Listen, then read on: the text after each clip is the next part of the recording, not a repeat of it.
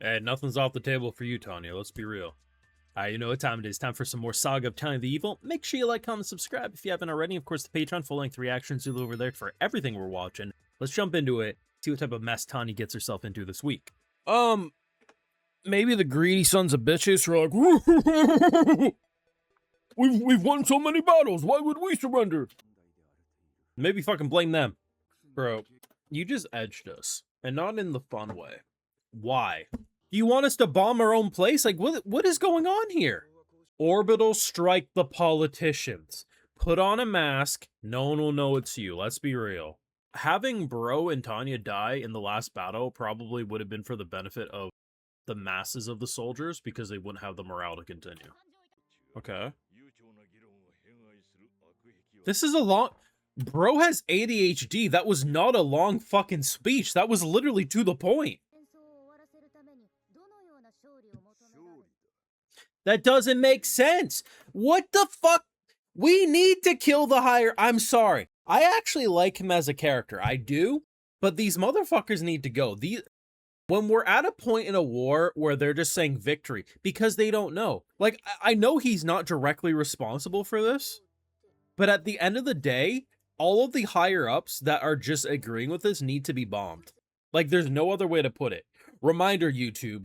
This is not me saying real people. These are artificial anime characters. It does not count. I mean, I've doubted it from the beginning, yeah. Everyone's pretty much running on fumes with no direction. It's pretty much like a chicken with their head cut off running on fumes. You know they're about to bleed out and pass out, but you just never know when it's going to happen. Oh my god. It's not even like we're waiting for the Empire to fall. The Empire's already fallen. The Empire's already fallen. They just don't know it yet. Well, someone said it. You may be 8 years old, but use a damn head. No matter what, they're fucked. Win the war, probably still gonna blow up. Don't win the war, gonna blow up regardless. Tanya is her own worst enemy.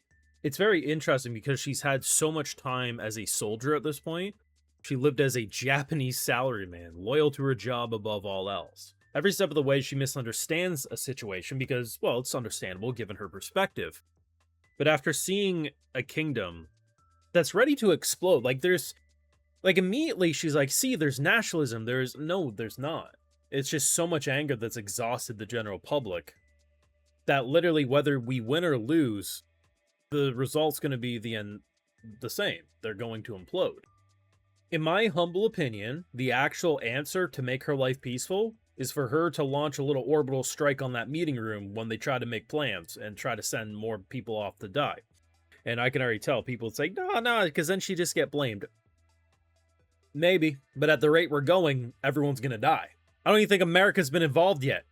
America gonna nuke their ass at the rate we're going, let's be real. When the entire operation is just victory, what does victory mean? Victory. They're fucked. These are politicians that can't be rationed with because at the end of the day, they don't know because at the end of the day, they're scared of their voters. They're scared of the general public. And I mean, it's pretty much being hinted at.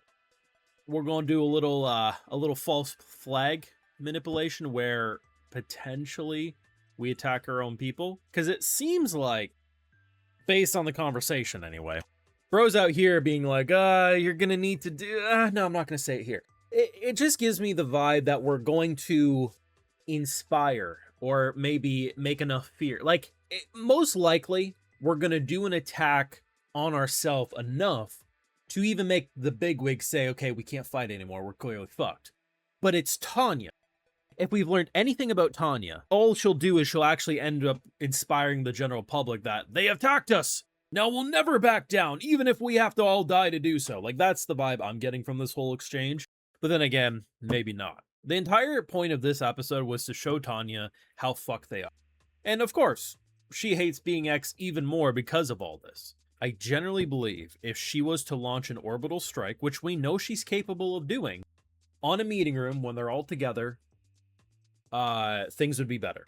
Yeah, there's an entire possibility she'd get killed for it. And of course, Tanya's trying to live a peaceful life. And she's realizing, hell, even if she gets sent to the Empire directly, like, she ain't gonna have a peaceful life. This is really shit out of luck until this war is over.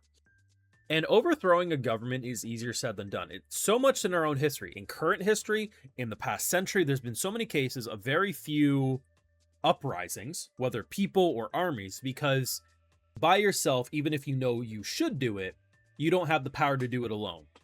This is a very rare situation where one little girl actually does have the power to do it by herself. It's just she values her life, which is a very human behavior.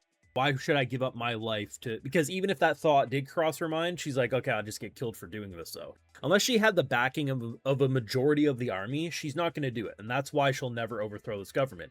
It's not even about believing in them. She's just a Japanese salaryman through and through. I believe in doing my job even if I don't like it. I don't quit. That's how her culture is, right? This is one of my favorite scenes in the entire episode. Bro is literally talking to a child, right?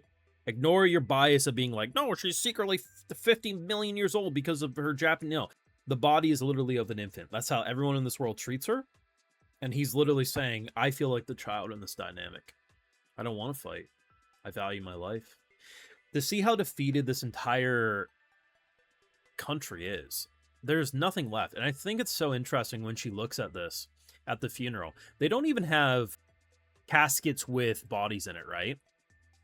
It's empty caskets, and they're pretending. They're trying to play up the role. Everyone is so exhausted. And this scene of just the grayscale with the blood seeping through is such a brilliant piece of direction that it's honestly probably some of the most impactful visuals we've had of this season of Tanya since it returned. Now, maybe season 1 has done something similar, but yeah, this is very impressive directing. It's very hard to say what they should do, because what they should do is what they'll never do, because Tanya's not... Like, if Tanya was the type of person who's like, I'm trying to make a better world for other people, I think she would naturally come to the conclusion, if I just kill these politicians and if I set up in motion that the people responsible for not accepting the ceasefire are now dead, we fucked up, there could be a path, right? Or, you know, building in the shadows certain people to take over their position, kill the current ones, put the right people involved. The thing is that's not who Tanya is. Tanya is a selfish character, as many humans are. I just want a leisurely life. I'm doing so for that. I don't even blame her, to be honest. And because of that, she won't come to that conclusion, because she doesn't want to be a martyr. She doesn't want to die for something. Everything about it is survivability. And unfortunately, her survivability is either you quit, which a Japanese businessman is not going to do, and go work for the other company, in this case, the other countries, or you kill your leadership. Otherwise, we're just going to... It's the slow burn. We're going to probably attack our own people to try to scare them off on surrendering. That's not going to work. It's going to fucking inspire them to be even more bloodthirsty. And it's just going to be horrible. At this point, the best Tanya can hope for is that when the Empire falls, she can fake her death. Because you know damn well she's going to be one of the first heads that they're going to want rolled when the Empire falls. Your thoughts? Like, comment, subscribe, Patreon full-length reactions, of course. And hey, if you're already over on my Patreon, I'll also give you that video shout out because my patrons are on my YouTube channel. So today we got Jay Vorty, Daniel Costco, Archivist, Elena Emsray, GR Vallis, Santa Clore, Fozzie Wolf, Pickrick542, and we also have Thor Linsgard. So I appreciate the support, everyone. Please take care, and y'all have a good one.